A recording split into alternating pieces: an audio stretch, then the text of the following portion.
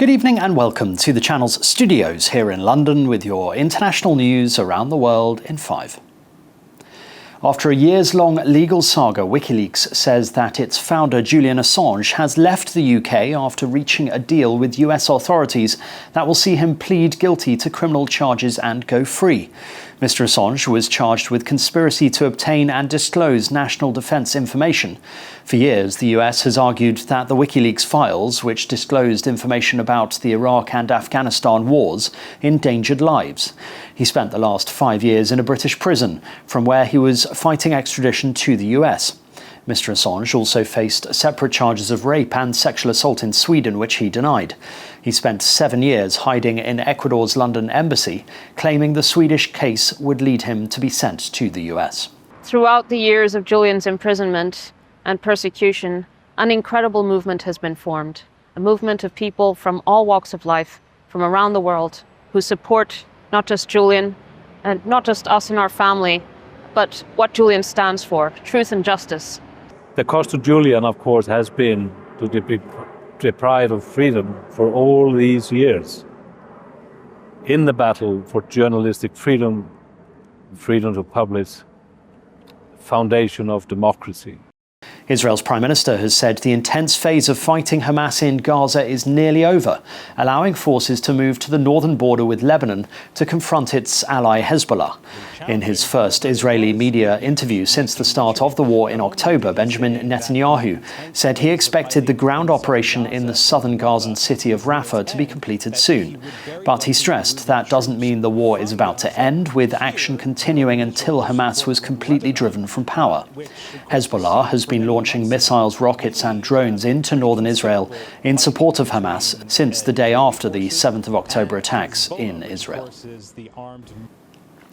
China's lunar probe has returned to Earth with the first ever samples from the moon's unexplored far side.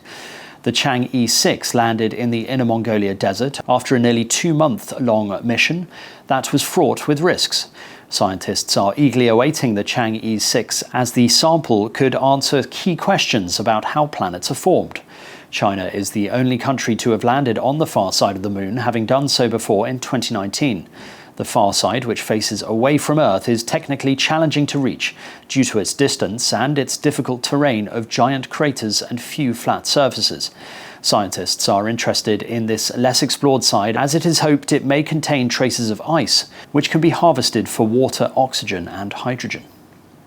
At least 8 people have died in a large office building fire near Moscow, that's according to the regional governor. Emergency officials told the state-owned news agency that just 1 person was rescued from the blaze at the burning building in Fryazino, about 25 kilometers northeast of the capital. 2 people were killed after they jumped from a window, while 6 died when the interior of the office collapsed in the blaze. Footage online showed thick smoke billowing from the upper floors of the 8-story complex. The head of the United Nations Children's Agency, UNICEF, says Sudan is one of the worst places in the world for children. With the escalation of this conflict, the immediate and very real threat... Catherine Russell says it now has the largest displacement of children anywhere, with millions facing malnutrition and most not in school.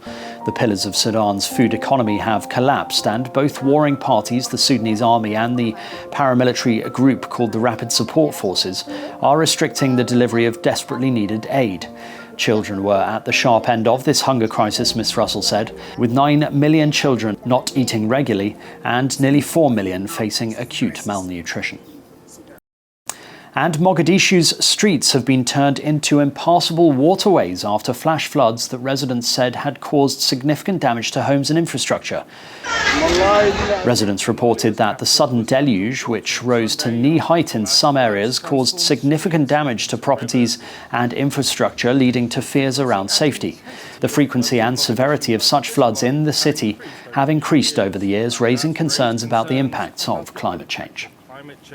And that's your international news around the world in 5. Now back to the channel's studios in Lagos.